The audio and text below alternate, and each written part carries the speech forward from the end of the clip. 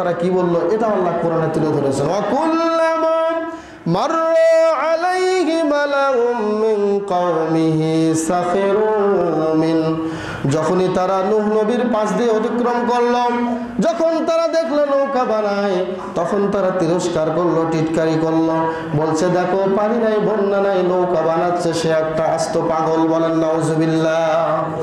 এরপরে আল্লাহ রাব্বুল আলামিন বললেন, হে নূহ, তোমাকে আমি বলেছি কোনো কথা বলবে না, শুধুমাত্র তুমি তোমার কাজ বাস্তবায়ন করো, নৌকা বানানো শেষ করো আর বলে দাও ক্বালা ইন তাসখারু মিন্না ফাইন্না নাসখারু মিনকুম কামা তাসখারুন।